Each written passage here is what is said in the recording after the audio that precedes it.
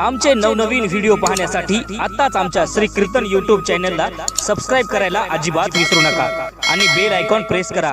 आणि बरं का मंडळी, व्हिडिओला लाईक आणि शेअर करायला अजिबात विसरू नका बरं का। रामकृष्ण हरी मंडळी।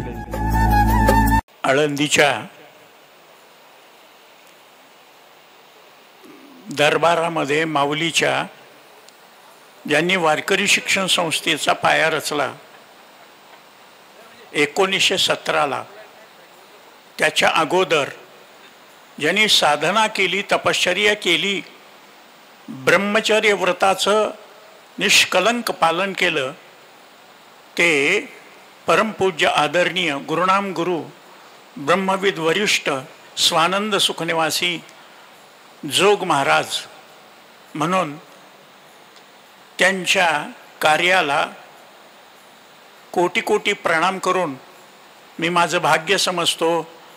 माझ्या वंश परंपरेनं त्या संस्थेमध्ये शिकण्याचं, बंकट स्वामीच्या नंतर जोग महाराजांच्या 2 वर्षाच्या कारकिर्दीनंतर बंकट स्वामी महाराजांनी ती संस्था नावारूपाला आणली। बंकट स्वामी महाराजांच्या नंतर 84 वर्ष मराठवाड्याला विश्वस्त पद सुद्धा नव्हतं त्या संस्थेचं। पण मोठे बुवांचा आणि दांडेकर मामांचा लाडका असल्यामुळं आणि गुणदोषासहित त्यांनी माझ्यावर कृपा केल्यामुळं आता उद्धरलो गुरुकृपे, त्या कृपेमुळं विश्वशांती केंद्र, त्याच्या अगोदर असलेली संस्था, त्याच्या अगोदर असलेला वारकरी संप्रदाय आणि त्या संप्रदायाचं महत्त्व आमच्या महाराजांनी सांगितलं की जागतिक कीर्तीची ती एक संस्था आहे जिथं शिकवणाऱ्याला आजपर्यंत 1 रुपयासुद्धा पगार नाही आणि शिकणाऱ्याला सुद्धा 1 रुपयासुद्धा फी नाही किंवा त्यांनी देणगी दिलीच पाहिजे असा आग्रह नाही, अशी जागतिक कीर्तीची ती संस्था। आणि त्याचप्रमाणे माझाही ओखळीकर या नावाखाली परभणी जिल्हा आहे बरं का। आणि म्हणून मी स्वाभिमानानं आमच्या प्रेमाच्या मंडळीच्या मागोमाग म्हणत असतो, जगामध्ये जर्मनी, महाराष्ट्रामध्ये नाही, भारतामध्ये परभणी। महाराष्ट्रापुरतं मराठवाड्यापुरतं संकोचित करू नका परभणीला।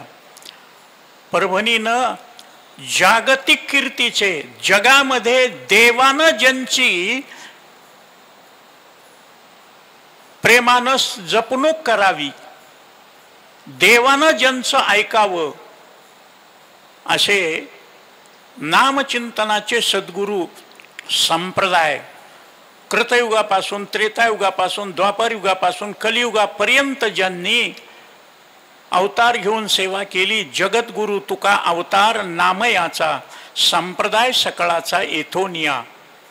आणि ते नामदेवरायाची जन्मभूमी, कर्मभूमी ही नरसी नामदेवजी आहे आणि गंगाखेड ही आहे जनाबाईची जन्मभूमी।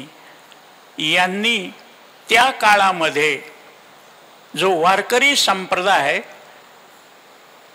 गलित झाला होता, संप्रदायाला माळकऱ्याचा, ढोबळ, भोळ्याचा संप्रदाय म्हणत होते, पण तो संप्रदाय भोळ्याचा नाही, कारण त्या संप्रदायाचा मुहूर्तमेढ पाया रोवलेला आहे महाविष्णूचा अवतार असलेल्या ज्ञानोबारायानं।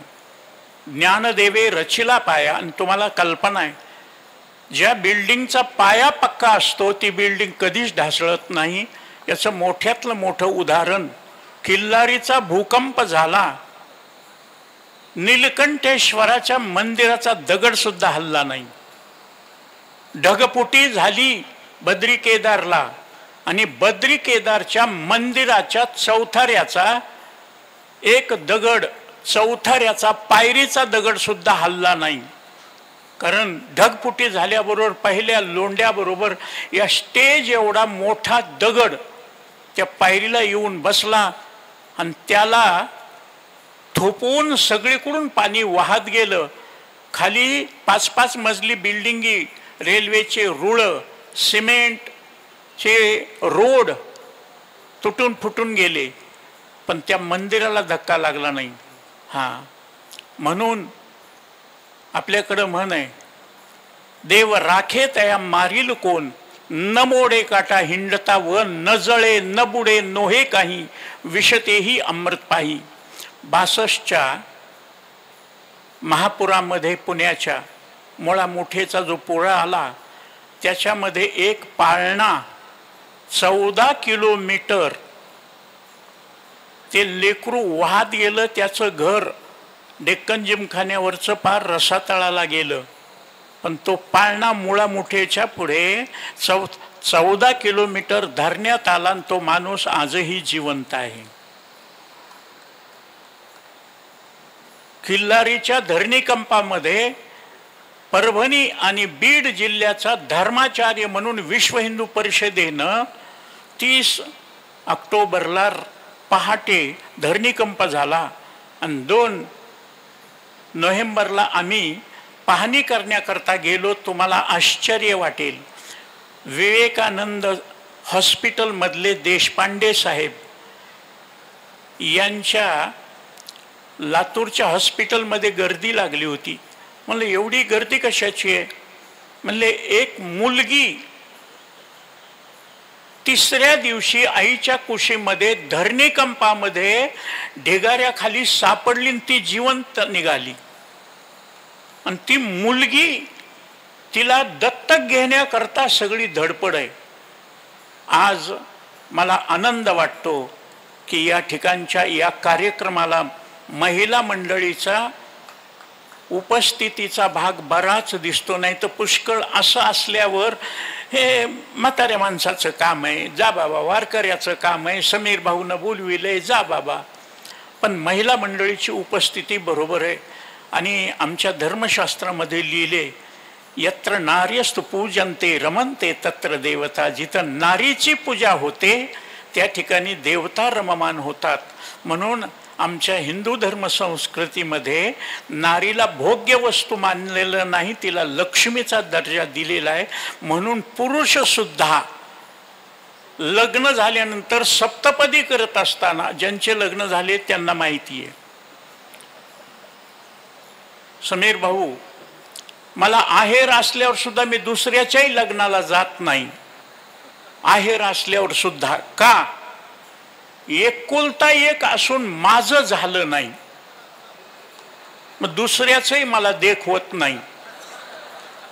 तुम्हाला खोटं वाटत असेल तर ज्याला शुगर आहे आणि डॉक्टरनं सांगितलंय गोड खाऊ नका, शुगर कॅलरीज वाढल्यानंतर तुम्हाला झटका येण्याचा, मरण येण्याचा संभव आहे, पक्षाघात होण्याचा संभव आहे, कोमामध्ये जाण्याचा संभव आहे, त्याच्यामुळं खाऊ नका. त्याला खायचं नसतं, खा म्हणलं तरी त्याला खायची इच्छा असून सुद्धा तो खात नाही. मग दुसरे खात असतील त्याच्याकडे बघण्याची काय गरज आहे? पण ते खाऊ लागलं की हे त्याच्या तोंडाला आलेलं पाणी सोडित नाही, त्याला खाऊ वाटतं. पर काय सांगावं माझ्या संतांचे उपकार. त्या संतांनी आजच्या जमान्यामध्ये त्या काळचं उदाहरण दिलं. भय वाटे पर न सुटे हा संसार. भीती वाटते पण करतोच. तसं आम्हाला जे आवडतं ते करू नका म्हणून सांगितले. कारण इंद्रियाला जे आवडतं त्याला धर्म म्हणतात आणि इंद्रियानं जे त्यागावं त्याला अधर्म म्हणतात. असा भास नाही. रूपाचा सुजान डोळा, डोळा फक्त रूप पाहू शकतो, कान फक्त शब्द ऐकू शकतात, नाक फक्त सुगंध दुर्गंध घेऊ शकतो, जीभ फक्त कटू आम्ल उष्ण तीक्ष्ण ही स्पर्श विद्या करू शकते. हे पंचमहाभूत इंद्रियाचे जे गुणधर्म आहेत त्याला शरीराचे धर्माधर्म म्हणतात. आपण ज्याला धर्म म्हणतो, जे वक्ते होते त्यांनी सुंदर सुंदर तत्व सांगितलं महाराज. मला तर असं वाटू लागलं की आमच्या आळंदीच्या संस्थेमध्ये 4 वर्ष शिकल्यावर सुद्धा जे महाराज लोकांना जमत नाही ते या बालगोपाळानं सांगितलं, या मायमावल्यानं सांगितलं आणि या पुरुष मंडळीनं कोटी कोटी धन्यवाद त्यांना. मेरा प्राण उनमें जाए. माझं आयुष्य त्यांना मिळावं आणि त्यांनी उत्तरोत्तर हीच संपूर्ण जगामध्ये विश्वव्यापक जी आहे ती भगवद्गीता. काही माणसं म्हणतील महाराज भगवद्गीता कोणीही गीतेवर हात ठेवून कोर्टामध्ये शपथ घेतो, रामायणावर का ठेवत नाही, ज्ञानेश्वरीवर का ठेवत नाही, वेदावर का ठेवत नाही, गाथ्यावर का ठेवत नाही, भगवद्गीतेवरच का? संपूर्ण जगाचं अधिष्ठान, जगाची निर्मिती ज्या धारणेमुळे झाली त्याला धर्म म्हणतात. धर्मात धारयते जगत. जगताची धारणा ज्या तत्वावर आहे त्याला, आणि ते अधिष्ठान आहे. हे जर तुम्हाला खोटं वाटत असेल तर एक जुनं उदाहरण, शिकागोच्या धर्म परिषदेमध्ये सगळ्याला बोलवलं, सगळ्या धर्माचे बोलवले, जागतिक कीर्तीची धर्म परिषद. हिंदुस्थानातून कोण आला, कोण जाईल तितक्या लांब, काय पैसे मिळणार आहेत. आता जिथून तिथून धंद्याचा विषय येतो बरं का. मला ज्यावेळेस भाऊ ही आमची प्रेमाची मंडळी भेटण्याकरता परळीत आली त्यावेळेस त्यांनी माझा अवतार पाहिला तर टावेल गुंडाळलेला, बनेन घेतलेला, घासलेला, बुगडा बोडका बसलेलो होतो. त्यांनी आल्यावर परिचय करून दिला. नाव ऐकून होतो कर्मयोगी, निष्काम कर्मयोगी, ज्यांनी आपलं जीवन जगत कल्याणाकरता, कारण आप तरे ते की कौन बराई, स्वतः तरुण जाईल, स्वतः सुख दुःख भोगल, त्याचं नवल नाही. आम्हा घाली पाठीकडे आपण कळी काळासे भिडे, सुख ठेवी आम्हासाठी, दुःख आपणच घोटी. जगानं दुःख दिल्यावर सुद्धा जगाचं कल्याण करण्याची इच्छा होते, त्याला संत म्हटलंय. आणि तो कोणत्याही वेशामध्ये, कोणत्याही देशामध्ये, कोणत्याही कर्मामध्ये आपलं सोडित नाही. म्हणून सोनं आपलं तत्व सोडत नाही, म्हणून त्या सोन्याची किंमत 70,000 रुपये तोळा होते, 10 ग्राम. जो आपलं सत्व सोडत नाही. मगाशीच भाऊनं सांगितलं की संपूर्ण नद्यामध्ये भगवंताचा अंश म्हणजे गंगा आहे. तुम्ही गंगेचं पाणी किती दिवस ठेवा त्याच्यात विकार निर्माण होत नाही, म्हणून ती गंगा. ते पाणीच पिलं पाहिजे म्हणजेच मोक्ष मिळतो असं नाही. वाचे म्हणता गंगा गंगा, सकळ दोष जाती भंगा. गंगा गंगेत यो ब्रूयात योजनानाम शतैरपी. म्हणून आपण ज्या भांड्यामध्ये आंघोळ करण्याचं पाणी घेतो त्याला गंगाजल, पण गंगाळ म्हणायची सवय लागली. ते गंगाजल आहे. म्हणून मंगलाष्टकामध्ये सुद्धा त्या मंडपामध्ये कोणाच्या पापाचा परिणाम त्या नवरा बायकोवर, त्यांच्या संसारावर होऊ नये. मंगलाष्टकामध्ये गंगा सिंधू सर हे जे म्हणतात ते, आता मला मंगलाष्टक पाठ आहेत पण म्हणायची राज वाटते, कारण माझं झालं नाही दुसऱ्याची काय म्हणू. म्हणून आपल्या मूळ मुद्द्यावर, त्या संस्थेमध्ये गुणदोषासहित मला प्रवेश मिळाला. दांडेकर मामांच्या 105 वर्षाच्या कार्यकालामध्ये एकमेव 105 वर्षाच्या कारकिर्दीमधला एकमेव मी विद्यार्थी की मधुकरीचं अन्न न खाता सद्गुरूच्या सेवेकरता, गुरुमाऊलीच्या सेवेकरता पहिल्या वर्षापासून 4 वर्ष संस्थेचे आणि नंतरचे 5 वर्ष SP कॉलेजचे. मला सगळ्याला विनंती, मला नोकरी करायची होती, प्राध्यापक म्हणून नाही, प्राथमिक शिक्षक म्हणून नाही. कारण प्राथमिक शिक्षक तितक्या लहान लेकराला आपल्यालाच कळत नाही तर त्याला काय शिकवावं. आणि प्राध्यापक म्हणल्यानंतर मुलं इतके हुशार झालेले आहेत की ते प्राध्यापकाला, प्रोफेसरला, प्रिन्सिपलला सुद्धा आडवीत आहेत. ते डोक्यापेक्षा जास्त पुढे गेलेले असतात, म्हणून तिकडंही नको. माध्यमिक शिक्षक व्हायचं होतं, कारण ज्यावेळेस त्या विद्यार्थ्याची दशा संस्कारक्षम असते त्यावेळेस त्याला वळण लावायचं. आणि आता समोरच प्राचार्य प्राध्यापक बाबर सर आहेत, त्यांच्यासमोर बोलण्याचा अधिकार नाही, पण माणसं पहिल्यापासून म्हणतात मला अजून समीर भाऊ त्याचा अर्थ कळाला नाही अजून. आता 78 वर्ष चालू आहे, संपत आलं 78 वर्ष. मला म्हणले बसून बोलायचं का? म्हणलं खूप प्रयत्न केला, उभा राहून बोलाव, उभा राहून बोलाव. माझे वडील सुद्धा संस्थेमध्ये 1930 ते 1937 पर्यंत अभ्यास करून कीर्तन करीत होते. वयाच्या 94 वर्षापर्यंत ते उभा राहून कीर्तन ही उभा राहून करण्याची परंपरा आहे. व्यासपीठावर प्रवचन, व्याख्यान, भागवत, रामायण ही बसून सांगायची. ती व्यासाची गादी, ही नारदाची गादी आहे. नारदाच्या गादीहून उभा राहूनच. म्हणून मला वडील म्हणायचे 1 तास बोल, अर्धा तास बोल, 15 मिनिट बोल, जितकं तुला उभा राहू वाटल तितकं बोल, पण बसून बोलू नको. आजकाल माणसं बसून बोलायले तर टाळकरी उभा राहू नयेत.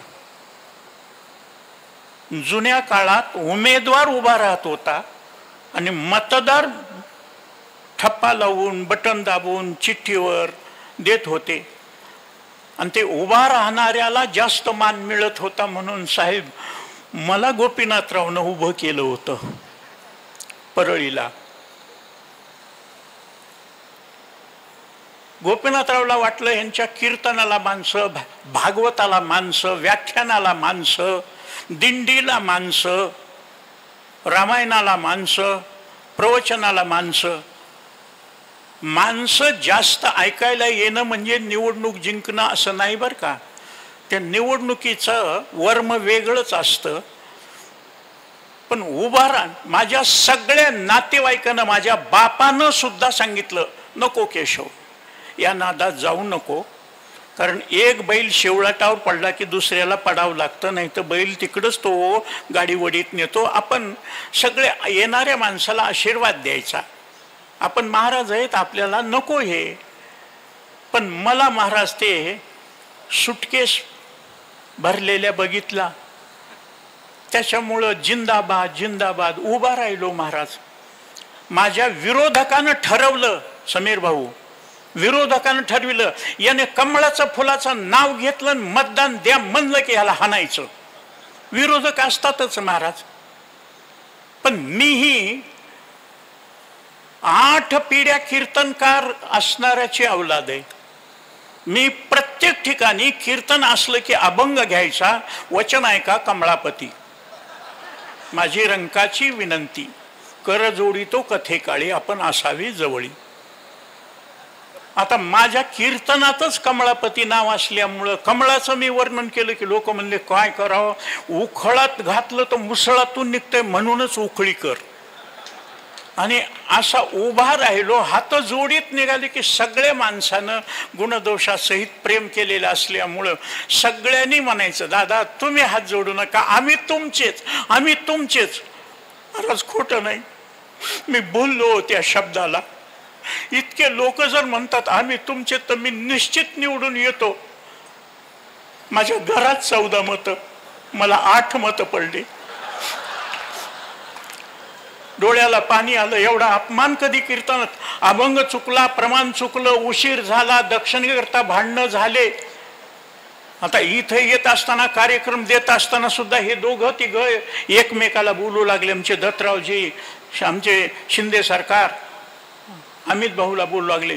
महाराजाला बोलविलंय, ते पैसे घेतल्याशिवाय कुठे येत नाहीत, इथं किती घ्यायचे. ऐका भाऊ, त्यावेळेस तर एकांतामध्ये सांगितलं, सगळ्या समाजासमोर सांगतो, माझ्या धर्माचा ज्या ठिकाणी विषय निघतो, माझ्या भगवद्गीतेचा ज्या ठिकाणी विषय निघतो, तिथे मला 1ही रुपया द्यायची गरज नाही. तुम्ही फक्त आशीर्वाद द्या. कमी पडले तर मला मागा, कारण माझा स्वभाव आहे जिथं कमी तिथं आम्ही. महाराज नरसी नामदेव एवढं गाजलेलं ठिकाण असून सुद्धा तिथली सुधारणा झाली नव्हती. तिथं भागवत करून मी स्वतः सुरुवातीला गजाननराव घुगे, त्यावेळी शिवसेनेचे आमदार होते, त्यांना हे काम सुरू करा इथल्या सुधारणेचं, हे माझे 1,11,111 रुपये त्यावेळेस दिले. आता पुन्हा भागवत केलं, 8 कोटी रुपये सरकारनं दिले तिथल्या व्यवस्थेकरता. कोण म्हणतं देत नाही हो.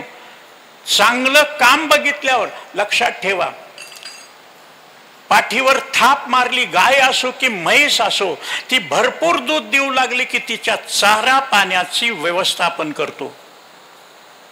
ती जर सरळही पिऊ देत नसल तर सांभाळणारा माणूस सुद्धा म्हणतो याला खटकाला विकावं लागतंय. तसा जो माझ्या धर्माचा नाही तो माझा नाही. जो नहीं हमारे राम का वो नहीं हमारे काम का. त्या धर्मसभेमध्ये, त्या सर्व धर्म परिषदेमध्ये भारतातून कोणाला पाठवाव, रामकृष्ण परमहंसाचे लाडके शिष्य नरेंद्रनाथ, त्यांना विवेकानंद स्वामी म्हणतात. त्या विवेकानंदांना सगळ्यांनी वर्गणी करून तिथपर्यंत पाठवलं आणि तिथं त्यांना सगळ्याला अर्धा तास, 1 तास, 1.5 तास, पाऊण तास असे वेळ दिले आणि त्यांना सांगितलं 5 मिनिटामध्ये तुम्ही तुमच्या हिंदू धर्माचं सांगा. कारण सगळ्या जगामध्ये एकच हिंदुस्थान आहे, पण त्या हिंदुस्थान मध्ये सांगा ऐसा कैसा हिंदुस्थान ज्या हिंदू को स्थान नाही. म्हणून वाईट वाटतं आपल्या धर्माचे, आपल्या मंदिराचे पैसे ख्रिश्चनाच्या, मुस्लिमाच्या धर्माच्या प्रगती करता देण्यात येतात, विकासाकरता देण्यात येतात. म्हणून कधीही लक्षात ठेवा, तुम्ही धर्माकरता देऊ नका, तुम्ही धर्माकरता देऊ नका, धर्म मंदिराकरता देऊ नका, धर्माचं पालन करणाऱ्याकरता द्या. तणकट आपोआप येत असतं, धान पेरावंच लागतं. तसं डोळ्याचा धर्म आहे पाहणं, पण त्याचं जगत पाहणं, सुख दुःख अनुभवणं, चित्ता सुख दुःखे कळो येती, चित्ताचा धर्म. हे सगळे धर्म ज्या भगवद्गीतेनं सांगितले त्यांना डिवचण्याकरता तिथल्या धर्माचार्यांनी, तिथल्या व्यासपीठावरच्या लोकांनी सांगितलं. सगळ्यात वर बायबल आहे, त्याच्यानंतर कुराण आहे, त्याच्यानंतर ख्रिस्ती, सगळ्या धर्माचे धर्मग्रंथ तिथं ठेवलेत आणि सगळ्या बुडाला भगवद्गीता घातली आहे. त्यांचं म्हणणं तुमच्या भगवद्गीतेवर सगळे धर्म बोकांडीवर आहेत, पण ते विवेकानंद होते महाराज. विवेक या शब्दाचाच अर्थ सारासार विचार म्हणजे विवेक. सार आणि असाराचं विभक्तीकरण करणं याला विवेक. त्यांची बुद्धिमत्ता एवढी होती, त्यांनी सांगितलं आता तिथं चिडून आमच्या भगवद्गीतेवर सगळे ग्रंथ ठेवलेत आणि भगवद्गीता बुडाला ठेवली असं न म्हणता, दुःख न करता त्यांनी सांगितलं इथल्या संयोजकाच्या बुद्धिमत्तेचे कोटी कोटी धन्यवाद. कारण त्यांनी भगवद्गीता बुडाला ठेवली, सगळे धर्मग्रंथ माझ्या भगवद्गीतेवर आधारलेले आहेत. माझी भगवद्गीता बाजूला काढली की सगळे धर्माला ग्लानी येणार, सगळे धर्म बुडून जाणार. मग कोणी कुराणामध्ये, कोणी बायबलमध्ये सांगितलंय, आमच्या भागवतामध्ये सांगितलंय. 2116 मध्ये ऐका भविष्य. नॉस्ट्राडामस याने 14व्या शतकामध्ये भविष्य सांगितलंय. फ्रेंच तत्ववेत्ता त्यांनी सांगितलंय 2116 मध्ये हॅले बॉप नावाचा धूमकेतू, त्याचा वेग आणि पृथ्वीचा फिरण्याचा वेग तो इतक्या जोरात धडक मारेल की पृथ्वीवरची 75% जीवसंख्या खलास होईल, 25% जीव वाचतील. त्यावेळेसची त्याची गती, वेगाची गती, पृथ्वीच्या फिरण्याची गती, मग पाश्चिमात्य देशाला पहिला धक्का बसेल, भारताला धक्का बसणार नाही. म्हणून भारतीय तत्वज्ञान त्यावेळेस 25% वाचलेलं राहील. तिथून पुढे भगवंत आपल्या धर्माचा प्रचार करेल. महाराज आर्य मताप्रमाणे क्रमवंतो विश्वमार्य दयानंद सरस्वतीनं सांगितल्याप्रमाणे त्यावेळेस सगळ्या जगामध्ये हिंदू धर्माचा प्रचार होईल म्हणून परदेशातले लोक गंध लावायलेत, हरे रामा हरे कृष्णा म्हणून भजन करायलेत, माळ घालायलेत आणि शाकाहारी व्हायलेत. आणि आपल्याच लोक, हिंदूचे लोक टीव्हीवरचं बघून संडे हो या मंडे रोज खाऊ अंडे. तुम्हाला आश्चर्य वाटल, कालच्या मार्गशीर्ष दत्त जन्माच्या आदल्या दिवशी मरेपर्यंतचं कीर्तन माझं देवगडला आहे, भास्कराचार्य महाराजाच्या इथं. भास्कर महाराज देवगड दत्त संस्थान, तिथं माझ्या कीर्तनाला डॉक्टर भास्करराव कराड केंद्रीय अर्थमंत्री आले. आमची चर्चा चालू होती की हे शिक्षण संस्थेवाले वरून 8 दिवसामध्ये 1 दिवस मुलांना शिक्षण शिकणार, मुलांना अंडे द्यायचे खायला. भास्करगिरी महाराज म्हणले आता मी तर काही तिकडे जाऊ शकत नाही, मी अंग काढले, प्रकाशानंद गिरीनाथ गादीवर बसवलेले. महाराज तुम्ही सांगा, तुमच्या ओळखी आहेत. मनसेतून राम कदमला मी BJP मध्ये आणलं, BJPचा उमेदवार होऊन त्यांनी माझ्या हातानं माळ घातली. एवढा विचित्र डॅशिंग महाराज मला गुरु पाहिजे. कारण 1 एप्रिलला बाबर सर माझा ड्रायव्हिंग करत असताना ॲक्सिडेंट झाला. लोखंडाच्या ट्रकला धडक बसली, मागच्या ट्रकनं मला धडक दिली. दोन्हीच्या गाडीमध्ये माझी गाडी चेंबून गेली. पंचनामा करणारे म्हणले ह्याच्यातले मेलेले माणसं कुठे आहेत? म्हणलं भागवताला निघालतोत. म्हणलं भागवत माझ्या जवळच आहे, इथंच आहे, मला काही लागलं नाही. गुडघ्याला डॅश लागला. माझा तबले वादक तर तिथंच, पेटी तबला भागवत ग्रंथ माझं उपरणं सगळं इथंच आहे. म्हणले पण तुम्हाला कसं काय लागलं नाही? म्हणलं ते देवाला विचारा. एवढ्या ॲक्सिडेंटमध्ये मला वाचवलं. तर त्यावेळेस पंचनामा असतोय ना, त्याच्याशिवाय इन्शुरन्सचे पैसे मिळत नाहीत. ही एक पंचायतच आहे ना. आता लोकांनं दिलेलं, पण ते पंचनामा करण्याकरता मला संचितीमध्ये नेलं. आळंदीत कळालं उखळीकर महाराजाचा ॲक्सिडेंट झाला आणि मरायला टेकले, तर गाडी टेम्पोमध्ये आणली. महाराज तुम्हाला आश्चर्य वाटेल, सगळे आळंदीची संस्था गाड्या घेऊन, मोटरसायकली घेऊन, एसटीनं गाडीवर सगळे आले भेटायला. मी ज्याला फोन केला ॲक्सिडेंट झालाय, 1 एप्रिल आहे, एप्रिल फुल बनवायलाच का? हे कोणी सांगितलंय हो? 1 एप्रिललाच एप्रिल फुल बनायचं? कोणत्याही वेळेस फुल बनता येते, फक्त अगोदर तुम्ही कळी व्हा. तुम्ही कळी झालात की फुल बनता येते. तुम्ही कळी होईनत मग फुल होतात. हा, कळीचा नारद होतो. क्या बात आहे, वा भाऊ, बरं झालं तुम्ही कीर्तनकार झालं नाहीत, नाही तर आमच्या पोटावर पाय. कारण माझं स्पष्ट म्हणणं आहे, कीर्तनाला आमंत्रण आलं की मी सरळ सांगत असतो, पैसा फेको कीर्तन ऐको. महाराज तुमच्या वडिलांनं परंपरेनं फड चालविला आहे आणि तुम्ही सुद्धा पैसे न घेता कीर्तन करता, मग असं का म्हणता? महाराज फुकटची वैरण हागवणीला खाल. पंक्तीला तुम्ही वाढायला गेलं, वाढणाऱ्याला खर्च नाही, खाणाऱ्याला खर्च नाही. ज्याने खर्च केलाय ते समोर नसतं. घे, नको मला, नको भात वाढू नको, अरे गुलाबजामुन नको, शुगर आहे मला खायचं नाही, राव दे ताटात. शिल्लक ठेवतो ना, हॉटेलमध्ये का ठेवीत नाही? त्याला माहिती आहे इथं पैसे मोजावे लागतात. तुम्ही खा नाही तर न खा, पैसे द्यावे लागतात. म्हणून आणि पुष्कळ जणांना वाटेल याला मागं मोरी मागं पुढे काही नाही, पैसाच करीत राहते. महाराज खोटं नाही सांगत, कोणीच नाही मला तरी पैसे घेतो.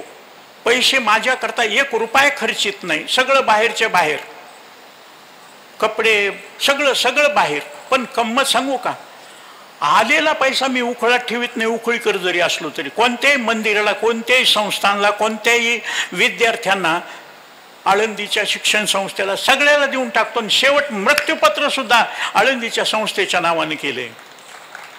काही लोक म्हणले याला मागण मोरीन एवढं.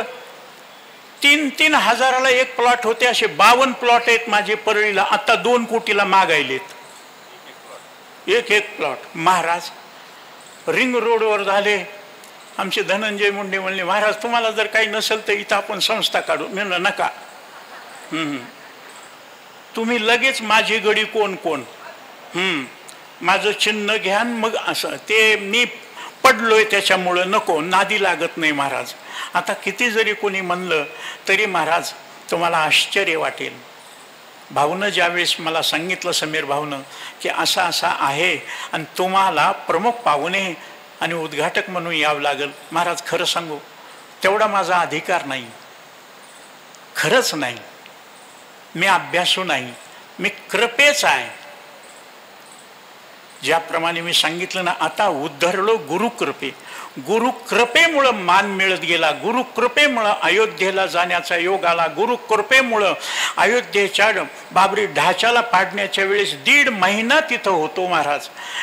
गुरुकृपेमुळं प्रयागला सर्व धर्म परिषद त्या ठिकाणी निर्माण झाली. तिथं देवराहा बाबा 265 वर्ष ज्यांचं वय, त्यांना समोर बघितलं, समोर भेटलो.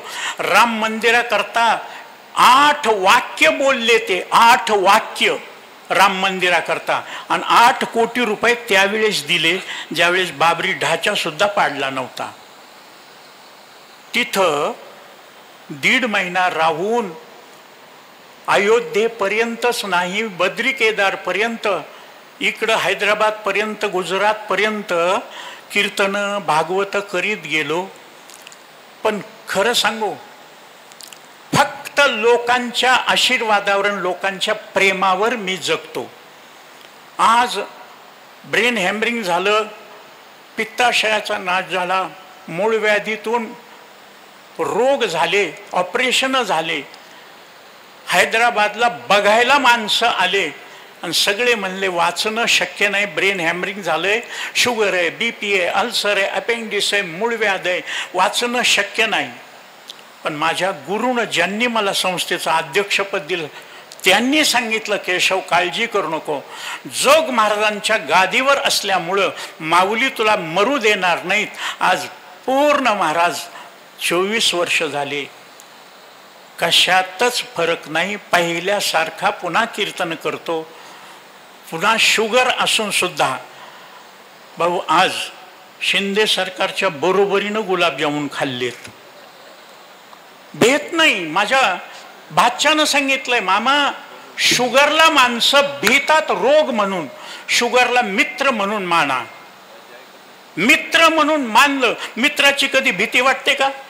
अर्ध्या रात्रीचा फोन जरी आला, रस्त्यात गाठ पडली, मित्र असेल तर भीती वाटते का? कारण मित्राचं लक्षण सांगितलंय. आणि खरं सांगू समीर भाऊ, जसं माझ्या वारकरी संप्रदायामध्ये हा धर्माचा वारा सगळ्या अधर्माचा नाश करीत जावा, तसं समीर म्हणजेच वारा.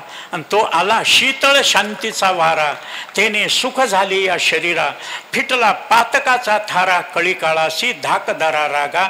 म्हणून तिथंच मी तोंडावर सांगितलं, तुम्ही काहीही देण्याची गरज नाही, भरपूर पैसे तुम्ही इथल्या विद्यार्थ्याकरता जर एखाद्याला पैसे कमी पडले तर मला सांगा, जिथं कमी तिथं मी देणगी द्यायला तयार आहे.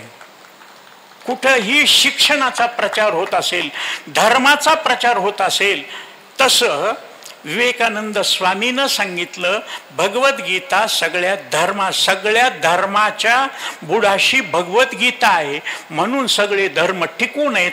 माझी भगवद्गीता काढून घेतली की सगळे धर्म ग्लानीला येऊन पडतील. इतकी भगवद्गीता सगळ्या धर्मांनी, चक्रधर स्वामीनं सुद्धा मानभाव पंथामध्ये भगवद्गीतेला मान दिलेला आहे. म्हणून त्या भगवद्गीतेच्या हा एक अध्याय नोहे एकाध्यायी गीताचे आहे. आणि त्या गीतेला आई म्हटलं नाही, बाप बाप ग्रंथ गीता. आता गीता हे शब्द स्त्रीवाचक असताना बाप कसा, ज्याचा अंश ज्याच्यामध्ये असतो तो बाप ठरत असतो. आई त्या अंशाला सांभाळते, पण नाव कोणाचं देते बाबासाहेब? हा त्याचा अंश आहे, ममय वंशो. म्हणून तो भगवद्गीता ही सध्या संपूर्ण धर्माचा बाप ठरलेला आहे. म्हणून वेदामध्ये जे सांगता आलं नाही ते भगवद्गीतेमध्ये सांगितलं. भगवद्गीता हे मनात निर्माण झालेली भगवंताच्या मनातले विचार म्हणजे भगवद्गीता, आणि बोलून दाखवलेले विचार म्हणजे ज्ञानेश्वरी. म्हणून ते हे माय ज्ञानेश्वरी संत जना माहेश्वरी. ज्याला गीता संस्कृतमध्ये समजत नाही त्याने ज्ञानेश्वरीचं आकलन करावं. तुम्हाला भगवद्गीतेचा अर्थ ज्ञानेश्वरीतून कळेल. म्हणूनच तिला बरोबर आहे महाराज, भावार्थ दीपिका म्हणतात, यथार्थ दीपिका म्हणतात.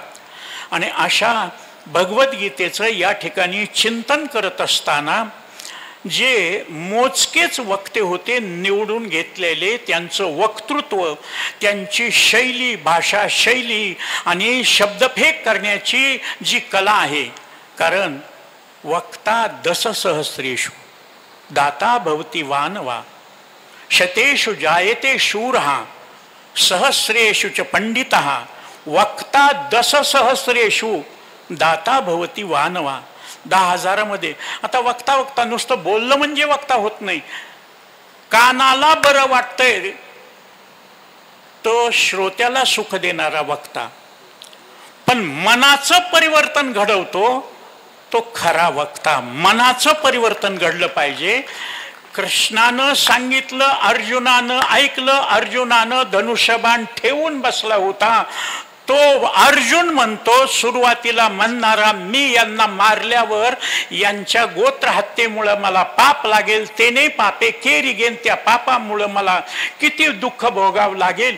तो अर्जुन म्हणतो, करिष्ये वचनम तव, तुम्ही म्हणताल ते सांगा, मी काय ऐकायला तयार आहे. हातात धनुष्यबाण घेऊन मग तो कर्तव्यावर आरूढ होतो. आणि जो इंद्रियाचे धर्म सोडून ग्लानीला बसलेला अर्जुन, पहा केवढा फरक आहे. भगवंतानं सांगितलं, शस्त्रजम शुभरं चापम, हातातले धनुष्यबाण खाली ठेवले आणि मागच्या बाजूला तो बसला. रथोपस्थ उपाविशत, रथाच्या मागच्या बाजूला बसला उपाविशत.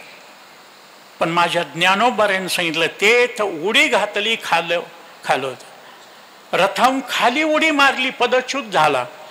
आणि जो पदच्युत होतो तो कर्म करू शकत नाही. म्हणून कर्मावर आरूढ करण्याकरता शरीराचे, मनाचे, इंद्रियाचे धर्म, इंद्रिय अधर्म, धर्मात धारे ते जगत, ज्या जगताची धारणा धर्मावर आहे ते न करणं म्हणजे अधर्म.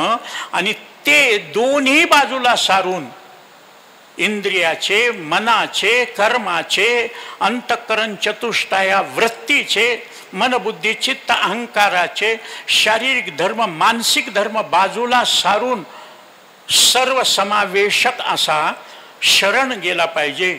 शरण कसं जावं, जो मज होय अनन्य शरण आमच्या महाराजांना सांगितलं, त्याचे निवारी मी जन्म मरण. पण त्याच्या पुढे जाऊन सांगतो, शरण जाण्याकरता मी तू पण जाऊ दे दुरी, एकची घोंगडी पांगरो हरी, मी तू पण बाजूला सारून जे शरण येणं, ते शरण कसे यावं. माऊलीच्या ओवीला जीव ओवाळून टाकावं असे दृष्टांत माऊलीने दिले. सुवर्णमणी सोनया का एक कल्लोळ जैसे पानिया, तैसा मज धनंजया शरण येतो.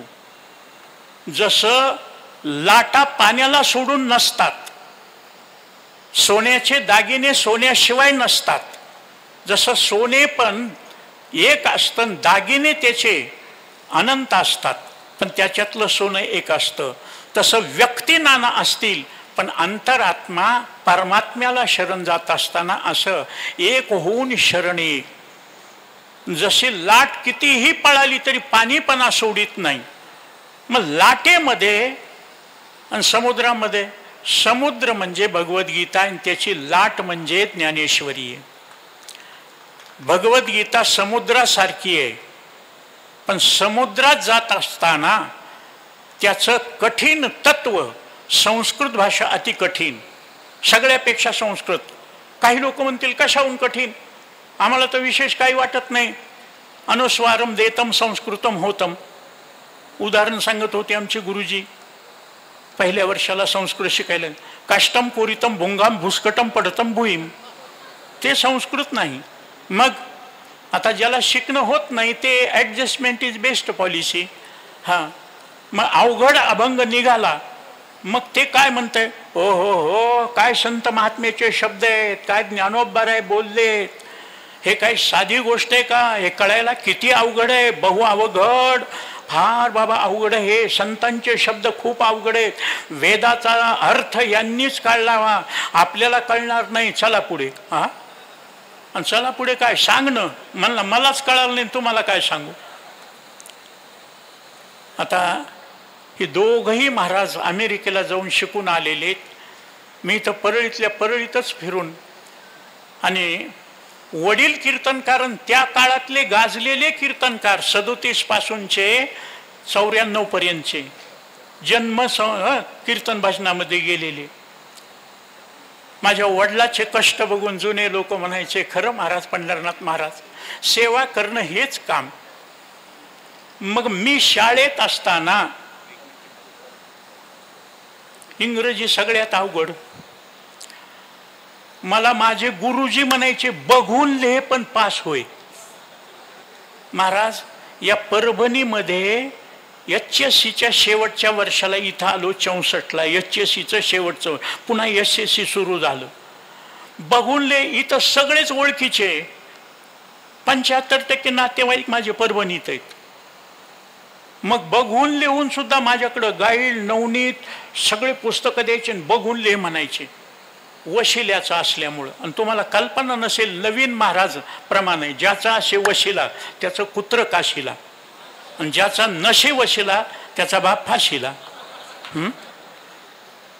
आणि बाबर सर बघून लिहून सुद्धा मला 39% मार्क पडलेत.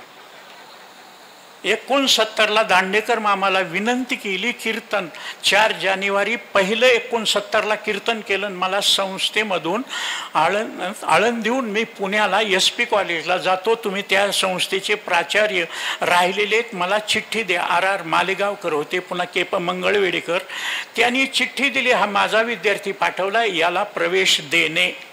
मार्क वगैरे काही बघितलं नाही, त्यांनी लगेच सही केलं, ॲडमिशन. जानवे सर म्हणले याला 39% मार्क आहेत, सेकंड क्लास सुद्धा नाही, थर्ड क्लास आहे, याला 90% मार्क क्लोज झालंय, याला कसं द्यायचं. ते म्हणले वशिला. शब्द कोणाचा आहे, शब्दाची व्याप्ती तेने पाडे अनुभव आहे, आणि शब्द कोणी उच्चारलाय त्याला महत्व आहे. ज्ञानोबरायनं शब्द उच्चारल्या, माझ्या सत्यवादाचे तप. ज्ञानोबराय कल्पपर्यंत खरंच बोलत होते म्हणून भिंत चालू शकली. ज्ञानोबरायचं बोलणं खरं करण्याकरता ज्ञानियाची भिंत अंगे उडी देवाला वडावं लागली.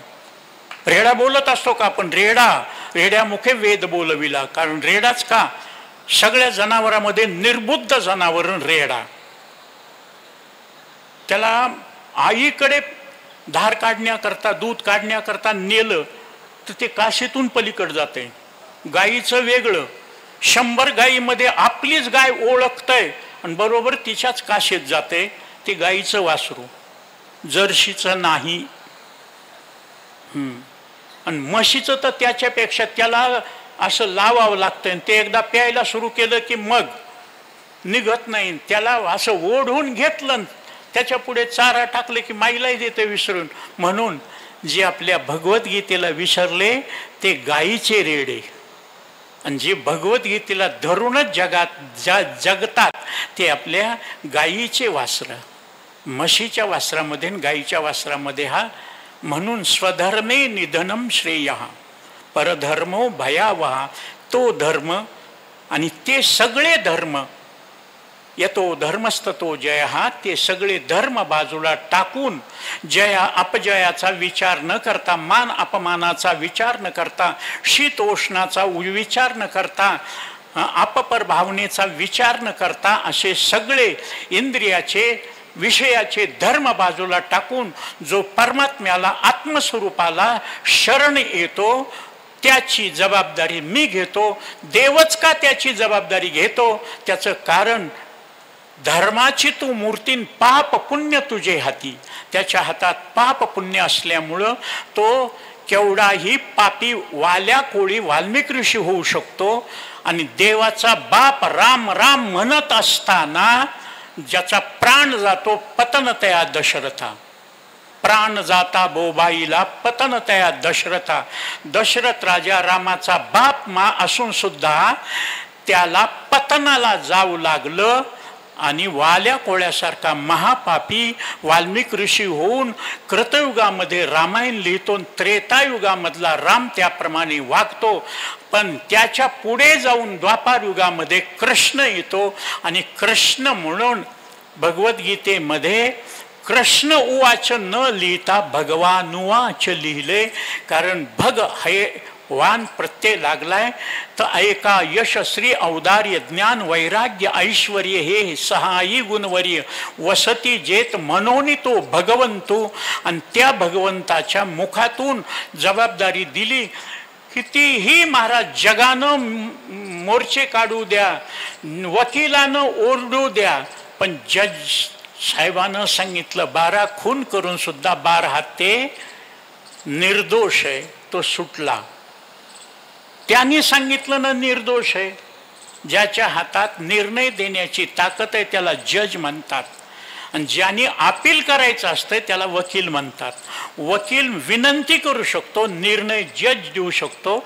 म्हणून भगवान कृष्ण परमात्मा षडगुण ऐश्वर्य, प्रभू रामचंद्र 5 गुणाचा ऐश्वर्य नावाचा कर्म स्वतंत्र नावाचा गुण वाल्मिक ऋषीकडे गहाण ठेवल्यामुळं बोलीला वाल्मिक तैसेची करीन वर्तोनी दावी नामा म्हणे.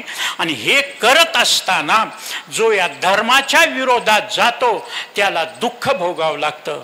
आणि माझ्याशी एकरूप होतो. माम प्रत्यत कौंतेय पुनर्जन्म न विद्यते. माझ्याशी जो एकरूप होतो त्याला पुनर्जन्म नाही, जन्म नाही रे. अनेक तुका म्हणे माझी भाग. आता वास्तविक मी थोडा परखड बोलणार आहे म्हणून पुष्कळ ठिकाणचे माझे कार्यक्रम कॅन्सल होतात. आणि भाऊनं सुद्धा सांगितलं महाराज मोकळ्या मनानं बोला, जे होईल ते होईल, कोणी तुम्हाला केसाला धक्का लावणार नाही. महाराज बाबरी मस्जिद पाडली त्यावेळी याच परभणी माझं कीर्तन चालू होतं. याच परभणीमध्ये माझं कीर्तन चालू होतं. आणि मला त्यावेळेस मोबाईल नव्हता, निरोप आला लवकर परळीला या, नवीन मंदिर झालंय, ते जर धोका झाला पाडापाडी होईल. महाराज मी बसलो ते एका ट्रकमध्ये, त्या ट्रकचा ड्रायव्हर आणि क्लीनर दोनही मुसलमान.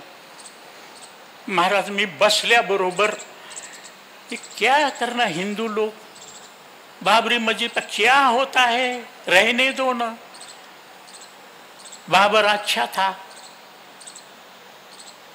लोक म्हणतील कशाहून. मग जुनी कथा ऐकली होती मी माझ्या गुरुच्या तोंडून, कॅप्टन शिवी दामले त्यांच्या तोंडून ऐकली होती. पहिल्या प्रथम बाबर ज्यावेळेस निघाला त्यावेळेस त्याच्याबरोबर 2 त्याचे सेनापती होते, मीर बाकिन, मीर कासिम. पंजाबमध्ये उतरल्यावर सुजलाम सुफलाम ती महाराज भूमी बघितल्यावर त्यांनी सांगितलं या अल्लाह क्या जमीन है, अरे ये जमीन में तो आदमी कितना खुश रहेगा, खाने पीने को सगळं व्यवस्थित आहे. आपल्यामध्ये पाणी मिळत नाही, पाणी विकत मिळतंय, नुसता वाळवंट आहे, गवत सुद्धा येत नाही. किती जमीन चांगली, पण आपण या ठिकाणी राज्य करू का? आपलं सैन्य किती ना आपण इथं राज्य करू का? तर मीर बाकिन मीर कासिमने सांगितलं हुजूर जहापना हम देख के आते. ते गेले, ते एका शेतामध्ये शेतकरी काम करीत होते, दुसऱ्या शेतामध्ये पिकाची नासाडी करीत होते जनावर. त्यांनी सांगितलं किसान भाई वो बाजू के खेत में सब पीप बर्बाद कर रहे हैं, फसल बर्बाद कर रहे हैं, और तुम यहाँ उनका हका लो. तिथले काय म्हणले, खाने दो हमारे भाव की का है, उनका हमारा जमता नहीं, मरने दो ना, भिक्क लगने दो, उसको बहुत घमंड में आया था, मरने दो. त्यावेळेस त्यांनी वापस येऊन सांगितलं, हुजूर आपण या राज कर सकते. ते म्हणले की इथं लोक असून ते म्हणले ह्यांचं जमत नाही ना, जे आपसामध्ये मारामारी करतात त्याच्यावर कोणीही राज्य करू शकतो महाराज. म्हणून आमच्या ज्ञानोबाऱ्यानं 750 वर्षापूर्वी महाराज मागणी मागितली देवाला, कोणती? भूता परस्परे पडो मैत्र जीवाचे. सगळे जीव जर एक आहेत, कोण म्हणतं? बाबासाहेब शेख मोहम्मद श्रीगोंद्याचे भगवान परमात्म्याचे भजन करणारे, तुकोबारायाच्या कीर्तनामध्ये भजन करणारे शेख मोहम्मद, त्यांचं भांडण चाललं होतं हिंदूचं आणि मुसलमानाचं. त्यांना सांगितलं, आम्ही जर शेख मोहम्मद साहेबाचा जय जयकार करतो, रस्ते अलग अलग आहे, ठिकाणा तो एक आहे, जायचं सगळ्याला एकाच ठिकाणी.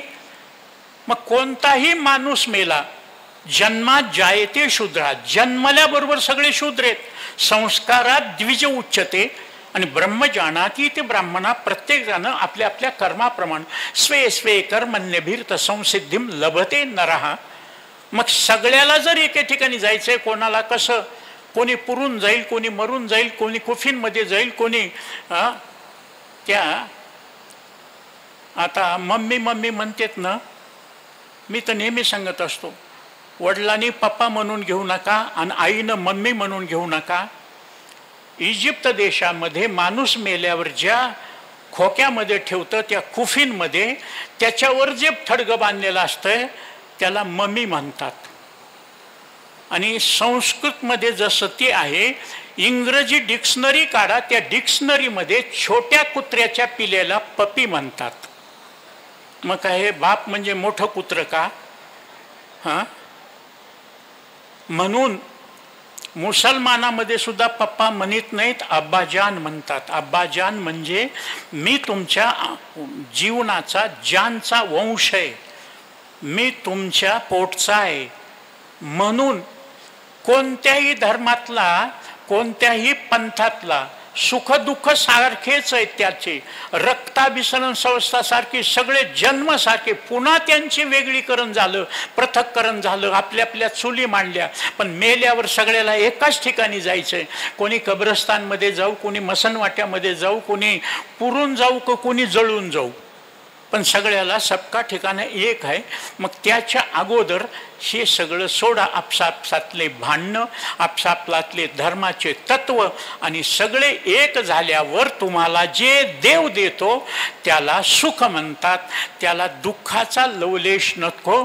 दुःख ते कैसे ने स्वप्नाशी भुक्तिमुक्ती झाल्या कामारी जाशी, त्याचे वर्म तू आम्हापाशी सुखे राहिलाशी प्रेमाची. देव तुमच्या जवळ राहतो, तुम्हाला देवाकडे जाण्याची गरज नाही. राम हमारा सुमिरन करे हम बैठे आराम.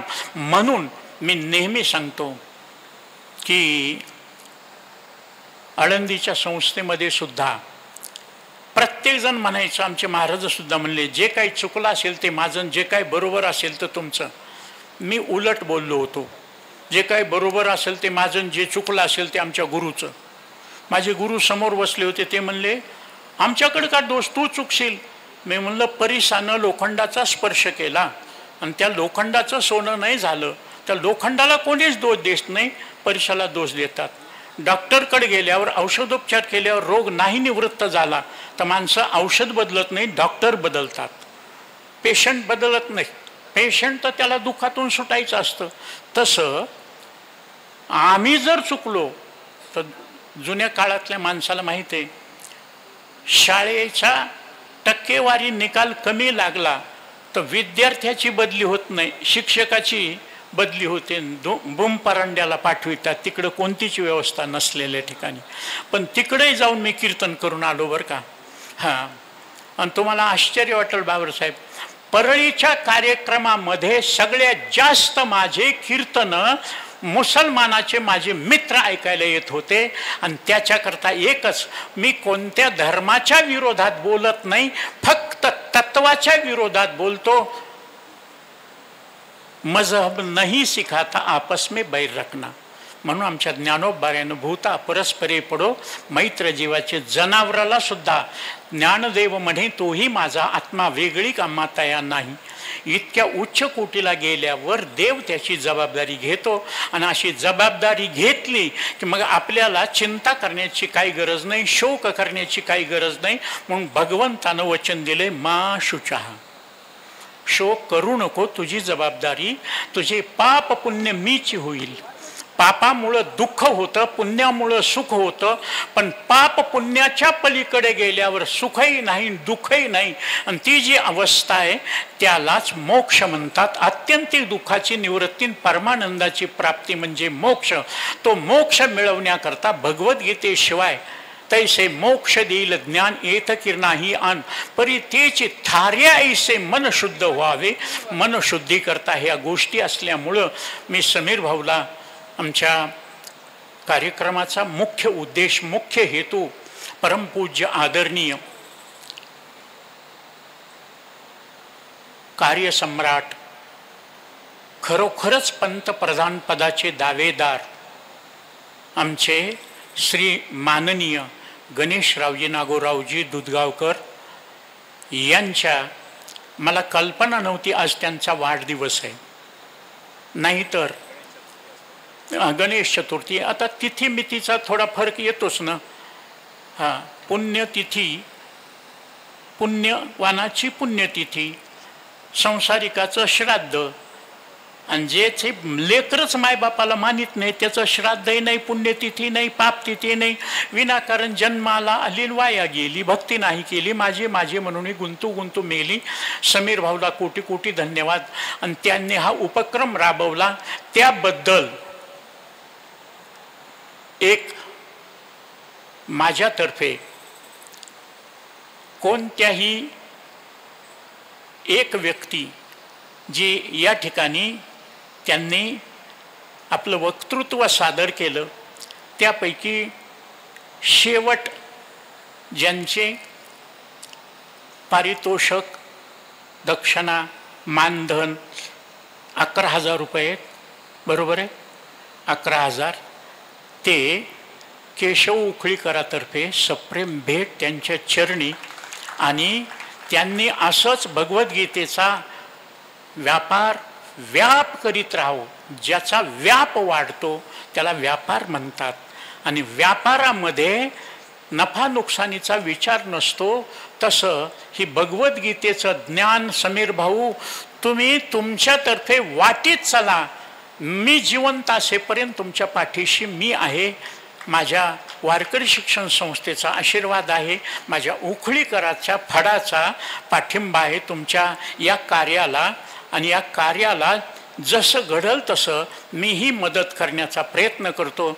आणि बाबासाहेबांनी सुद्धा आपल्या हाताखालच्या विद्यार्थ्यांना हे मार्गदर्शन निश्चित करतील असा मला विश्वास आहे. त्या बाबरानं ते केलं. या बाबरानं हे भगवद्गीतेचं कार्य करावं, आपल्या शाळेतून प्रचार करावा, एवढीच विनंती करून माझ्या एक शब्दाला, जितनी मेहरबानियाँ आपने की, जितनी मेहरबानियाँ आपने की, उतनी मेरी औकात नहीं. ये तो कृपा है जोग महाराज की, वरना मुझमें तो ऐसी कोई बात नहीं. धन्यवाद. कोमल मुकुंद कोठावळे.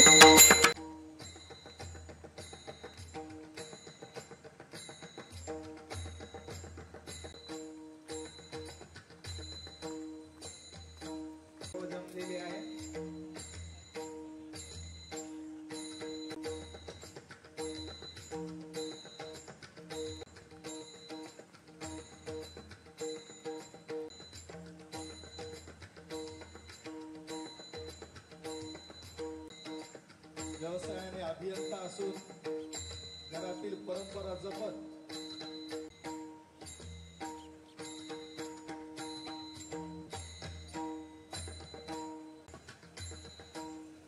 अतिशय सुंदर आणि